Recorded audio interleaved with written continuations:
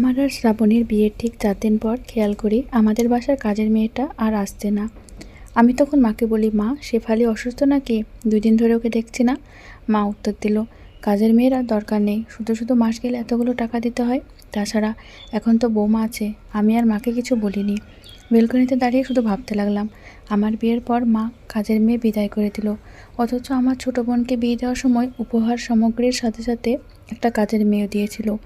এইসব কথা যখন ভাবছিলাম তখন শ্রাবণী আমার পিছনে দাঁড়িয়ে বলল, তোমায় একটা কথা বলবো।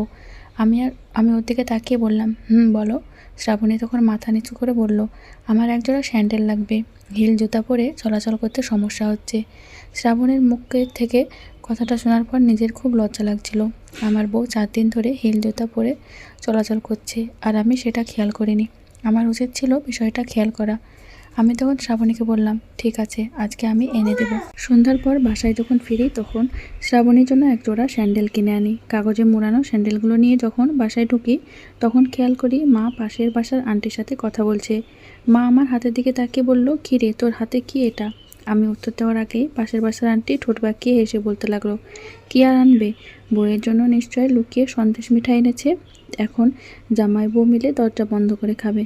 মাকে দেওয়া কথা মনেও পড়বে না।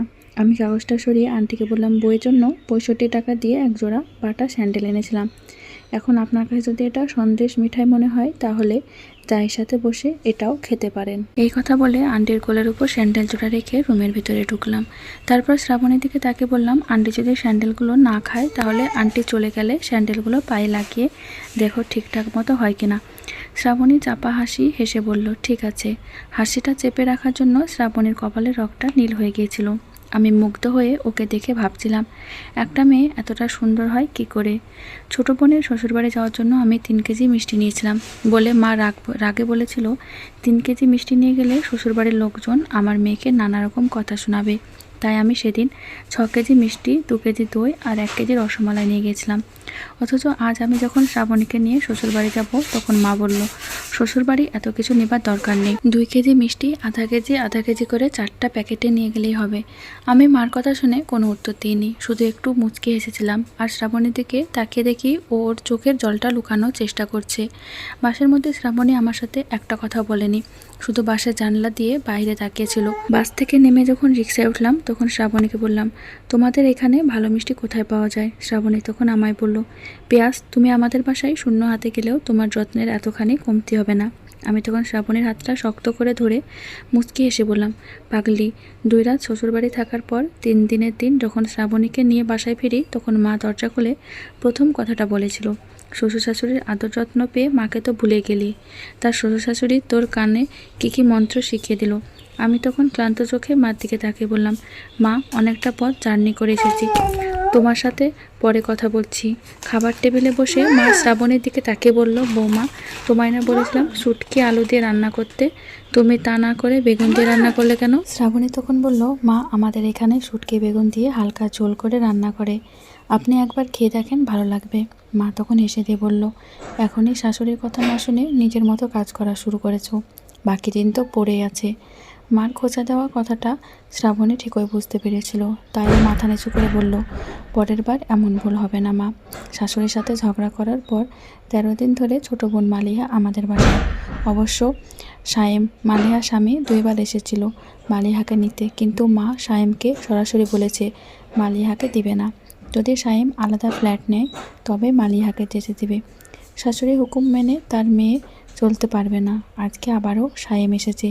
ড্রয়িং রুমে বসে সায়েম মাকে বলল, সে আলাদা ফ্ল্যাট নিয়েছে, এখন সে মালিয়াকে নিয়ে আলাদাভাবে থাকবে।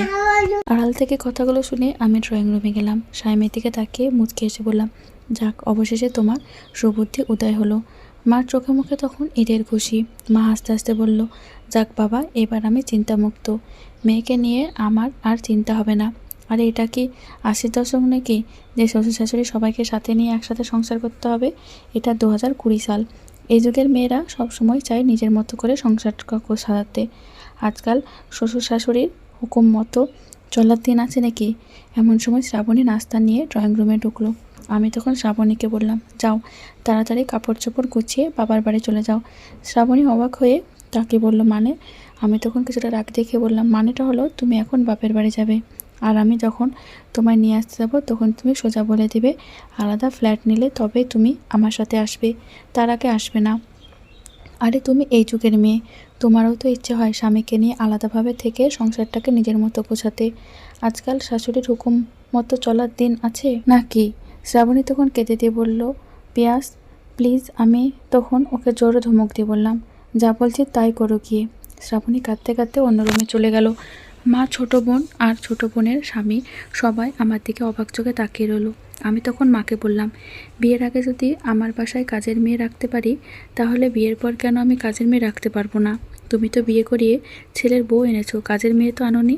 আমি যদি ছোট বোনের বাসায় 3 কেজি মিষ্টি নিয়ে যাই, তাহলে সবাই ছোট বোনের কথা শোনাবে। আর আমি যদি শ্বশুরবাড়ি 2 কেজি মিষ্টি নিয়ে যাই, তখন কি শ্রাবণীকে ওর বাড়ির লোক কথা শোনাবে না? নিজের মেয়ে শাশুড়ির হুকুম মতো চলতে পারবে না, অথচ প্রতিদিন সকালে ঘুম থেকে উঠে ছেলের বউ তোমায় জিজ্ঞেস করে, মা আজ রুই মাছ কী দিয়ে রান্না করব? আচ্ছা মা, তোমাদের শাশুড়িদের সমস্যাটা কি? তোমরা কেন ছেলের বউকে নিজের মেয়ের মতো দেখতে পারো না? আজকাল যে ছেলেরা বাবা মার থেকে আলাদা হয়ে যায়, এতে কি শুধু ছেলের বউয়ের দোষ থাকে? শ্বশুর শাশুড়ির কি কোনো দোষ থাকে না? মা আমার প্রশ্নের কোনো জবাব না দিয়ে চুপচাপ শুধু শুনলো। আমি তখন সায়মের দিকে তাকিয়ে বললাম, তোমায় আমি ভালো ছেলে ভাবতাম। আমি যদি জানতাম তুমি মেরুদণ্ডহীন, তাহলে কখনোই তোমার কাছে নিজের বোনের বিয়ে দিতাম না। বউয়ের সাথে শাশুড়ির টুকটাক ঝগড়া হবে, এটা স্বাভাবিক, কিন্তু এর জন্য বাবা মাকে ছেড়ে আলাদা ফ্ল্যাটে থাকতে হবে নাকি? বউ রাগ করে বাপের বাড়ি এসে পড়েছে। বউকে 1 দিন বুঝাবে, 2 দিন বুঝাবে, 3 দিনের দিন গালে একটা থাপ্পড় মেরে নিয়ে যাবে। তবু যদি না হয়, তাহলে বলবে সারা জীবনের জন্য এখানে থাকো, আমি তোমায় ডিভোর্স দেব। ডিভোর্সের কথা শুনলে আর কিছু করা লাগবে না, এমনিতেই সুরসুরিয়ে যাবে। সাহেব মাথা নিচু করে বলল, দুঃখিত ভাইয়া, আমার ভুল হয়ে গেছে। ছোট বোনের দিকে তাকিয়ে বললাম, তোরা কেন পারিস না নিজের শাশুড়িকে মার চোখে দেখতে? মনে রাখিস, একদিন তুইও শাশুড়ি হবি, তখন ছেলের বউ তোর সাথে এমন করলে বুঝবি কতটা কষ্ট হয়। বাস ছেড়ে দেবে। জানলা দিয়ে তাকিয়ে শ্রাবণী কাঁদতে কাঁদতে আমায় বলল, পিয়াস আমি যাব না। আমি তখন মুচকি এসে বললাম, মার মন থেকে ছেলের বউ আর নিজের মেয়ের মধ্যেকার পার্থক্যটা দূর হলেই মাকে সাথে নিয়ে তোমায় নিতে আসবো। বাসটা চোখের সামনে থেকে কিছুক্ষণের মধ্যে আড়াল হয়ে গেল। শ্রাবণীর জন্য মনটা কেমন কেমন জানি করছে। তবুও নিজের মনকে এই বলে সান্ত্বনা দিলাম, সারা জীবন সবাইকে নিয়ে ভালো থাকার জন্য কয়েকদিন না হয় কষ্টে রইলাম।